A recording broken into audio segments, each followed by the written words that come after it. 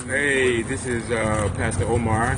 I'm here at Simply Wholesome, one of my favorite places in Los Angeles, and I'm here with a friend of mine, Brother Charles Richardson, and I'm going to show you him here. And what we're going to do, we're going to flip it around. This is Table Talk with Pastor. Good to see you, Renee. I'm glad that you're here. You joined on board. I'm going to flip the camera this way, and I'm going to turn it around so you can see us. And we're having our Table Talk now. Good to see you, Sports Geek. Glad you came on board. So we're actually at a table, and we're talking about some key issues that we wanted to talk about today, and it had to do with what's happening with President Obama and his initiative. And he was just saying something. Hey, good. Yes, I'm glad you're here, Renee. We were talking about President Obama. Can you repeat what you were saying about how important it was what he's doing right now? Yeah, Omar, what I was getting at was, how important it is for the president, the so-called leader of the free world, to have made this gesture of outreach to try to underscore the attention that people in this country especially need to be paying to the a way of preventing recidivism, yes, which is the repetitious and ongoing return of the formerly incarcerated back to prison by visiting a prison in Oklahoma, I believe. Yes. He's the first sitting U.S. president to ever have done that, to call attention to the issues of our I'll call it the aggravated prison school to prison pipeline. Yes. that disproportionately affects people and men of color. Why should this country, as a leader in so many other dynamic activities in the world, be the leader in the number of people, per capita incarcerated? It doesn't make sense. Right. So one of the things that he has recently done, as was reported earlier this week, is, what's that phrase? The box about ban the box. Ban the box. The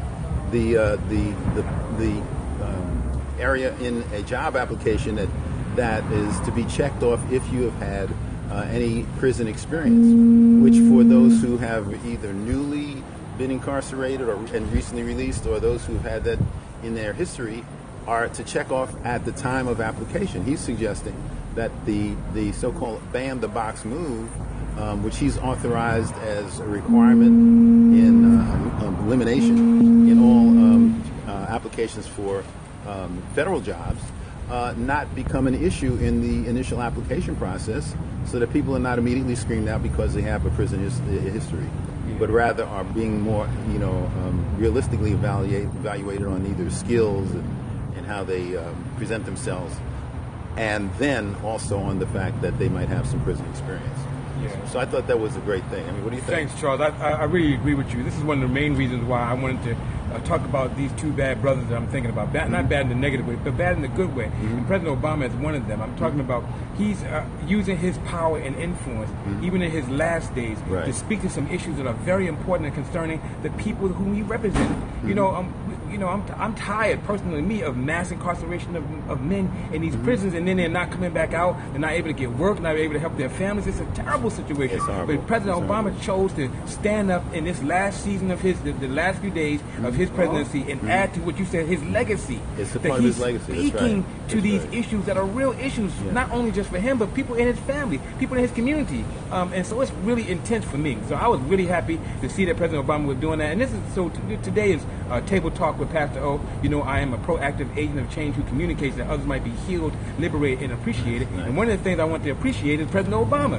Because people giving him a bad deal because he got a crazy Congress that didn't want to really help him and work him, get some of his legacy things done. Right. But still, he continues to have dignity. He continues to walk with his head up. He continues to go after the issues that are important to not only just black people, but all people in America. This recidivism has to be changed. This overcrowding of the prisons has to be changed. Right. This mass incarceration, especially of men of color, has to be addressed. And I'm so glad he's using his high-level influence to do that. So that's what I wanted to share with you. That's one of the things. Yeah. So what are you thinking about? You smiling about that? No, I mean, because you broke it down in a very detailed, energetic, and enthusiastic way. Let me say it like that. I think one of the other points, just to underscore what you've said, is that as is always done with numbers and statistics, when African Americans and people of color are involved, is we are presented as the ones who are either most at fault or most often victimized, percentage-wise, by whatever the experience is. And prison is no different.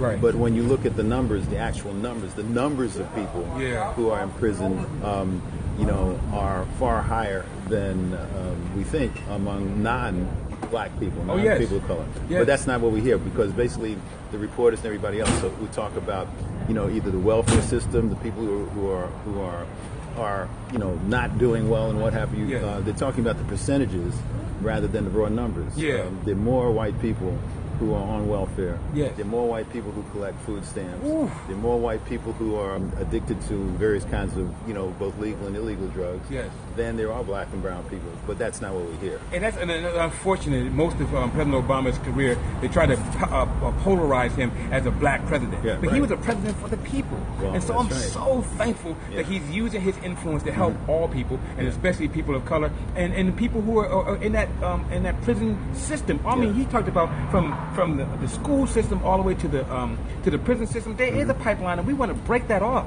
We don't, because a lot of our children end up being the people that's in that pipeline. And so I like to use my influence on this Tuesday table talk with Pastor O to do it. We sitting at a table really over here at Simply Wholesome in Los Angeles, one of my favorite spots. And I just happened to see my brother. He came right on time for the divine appointment, and I'm happy. Now there's another brother who's out there doing great things I want to talk about. I don't know if you know this brother, but Pastor Jamal Bryant of Empowerment Temple. Have you heard of that brother? I've heard of him.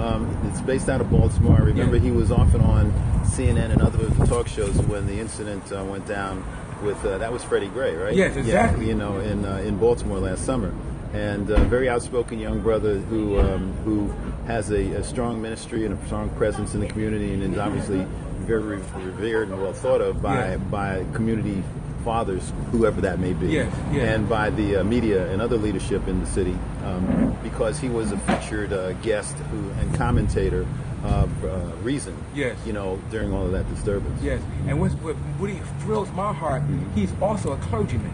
This man is a man of the church. He's a man of God. But he's not just sitting behind his religious collar or his religious clothes. He's saying, man, if our faith has any power and it has any spirit, it's going to be taken to the streets. Right. It's going to be used to help liberate and elevate other people who are in terrible situations. So to me, he's a prophetic voice. To me, I'm calling him my national pastor. Yes, Jamal Bryant, if you don't know it, you know it now. You are my national pastor out there in Baltimore. And plus, you're a Baltimore homie, because just like you, I learned to skate in that skating rink that you skating rink out there where your church is now. I'm just like you. So, man, I'm loving the fact that great. God is using you powerfully and wonderfully today. So today, we are two brothers talking about two other brothers. Don't say that we don't talk about good things about people. We lift each other up, right? That's right. That's the only way. Hey, we lift each other up. We encourage one another, because we know God is good, man. Yeah. So this is the day that I want you to encourage yourself and think about this, that there are people who are God are raising up just like you and me.